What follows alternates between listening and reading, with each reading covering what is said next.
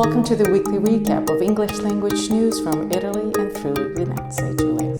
Smoke lingers over Trieste as fire crews contain karst blaze. Firefighters worked through the night to contain the wildfire burning between Padriciano and Grappada near Trieste. Thick smoke from the blaze was noticeable across Trieste throughout Saturday and continued to linger over the city on Sunday. Crews protected nearby homes and a nursing home, while drones mapped the affected area. At first light, 3 helicopters resumed water-dropping operations as firefighters on the ground continued working to stop the blaze from spreading. Italy swelters under renewed heat wave. Italy is facing its 4th heat wave of the summer, with temperatures expected to reach up to 41 degrees Celsius and 19 cities under red alert this weekend. We headed into downtown Trieste to see how residents are coping with the intense heat. There's no problem. It's summer. We like it. How are you coping with the summer heat? Okay, I think, because right now we live in a hotel, so we can, when it's really hot, we can stay there. And does your hotel have air conditioning? Yes, it does. Yeah, it does. But at home I don't, and it was really, really bad. I had to move back to my parents because it was so hot in my flat.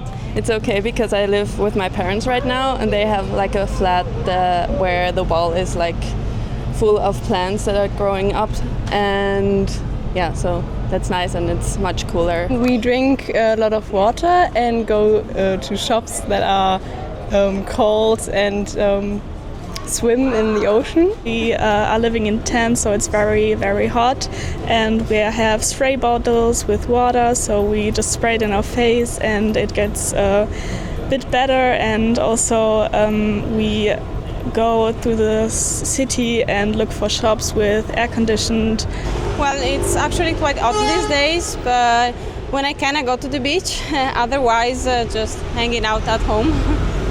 Trieste launches major redevelopment project. 51 hectares and 3 decades of neglect. The former Burgstaller estate in Banne is set for redevelopment under a new agreement between the region of Friuli Venezia Giulia, the municipality of Trieste, and Italy's state property agency. Negli ultimi 30 anni, forse anche di più, è stata via via abbandonata. Era una ferita per la città, una ferita importante per tutto il territorio. E quindi quando il demanio dello Stato ci ha offerto la possibilità di creare un tavolo tecnico per valorizzare questo compendio, l'abbiamo subito accolto. Ovviamente il tavolo tecnico deve essere insediato, entro 30 giorni dalla firma di questo protocollo verrà insediato e verranno sentiti anche molti gli stakeholder, soprattutto le istituzioni, le università, le aree di ricerca, i cittadini anche della zona, perché vogliamo far sì che quello diventi un polmone importante per la città. Ma soprattutto abbiamo bisogno anche di istituzioni come le università, come le tante aree di ricerca che abbiamo in questa regione, abbiano un posto dove potersi ulteriormente sviluppare. Ricordo la Burgstalle quando erano abbandonati i mezzi che era il campo carri armati, parlo di 40 anni fa. Dopo quei mezzi abbiamo fatto quel meraviglioso parco che si chiama per la pace contro la guerra, e adesso portiamo avanti la Burgstalle 51 ettari, una cosa molto intelligente. Literary Prize celebrates Friuli Venezia Giulia's hidden heritage. Friuli Venezia Giulia's Regional Literary Prize, The Story of Place and Time, turns 7 this year, honoring a work set in Marano Lagunare, a border territory with centuries of contested history following last year's tribute to Pordenone.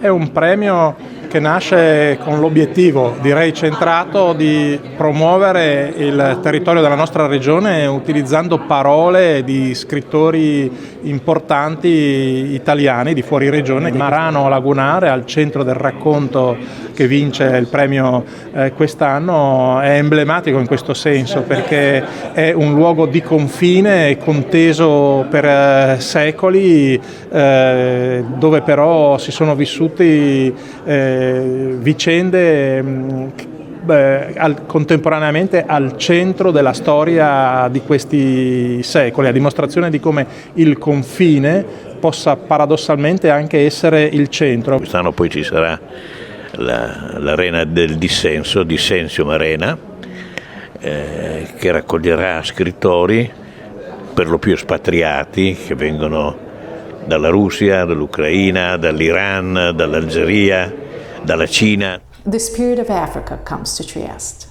From August 2nd, Trieste Magazzino 26 hosts Africa 1970 to 2005. an exhibition featuring more than 100 drawings by Eduardo Di Muro, chronicling 4 decades of his life and travels across Africa.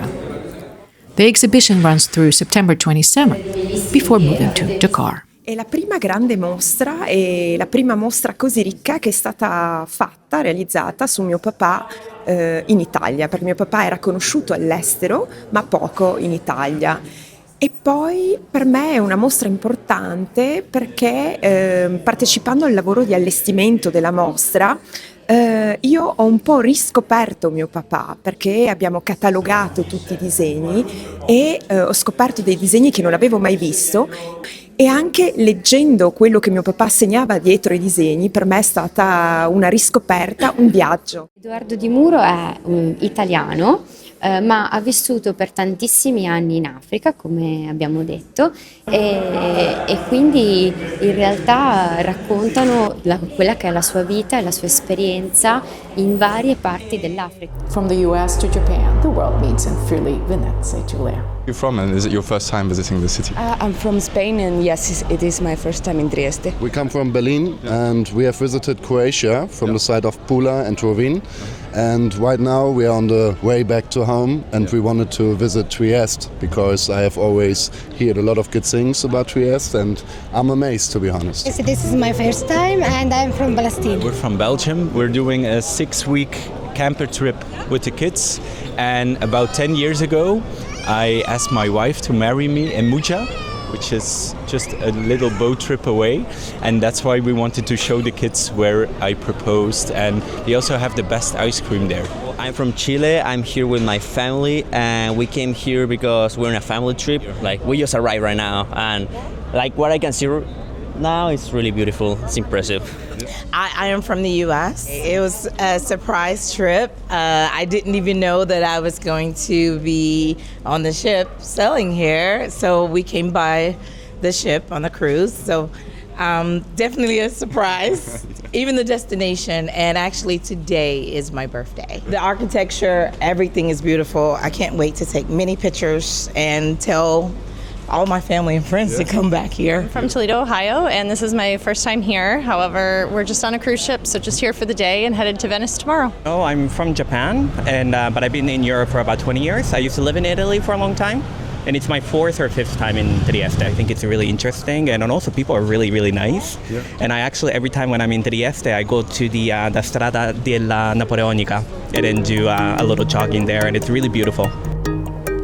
Thank you for watching In Trieste Web TV. We speak your language.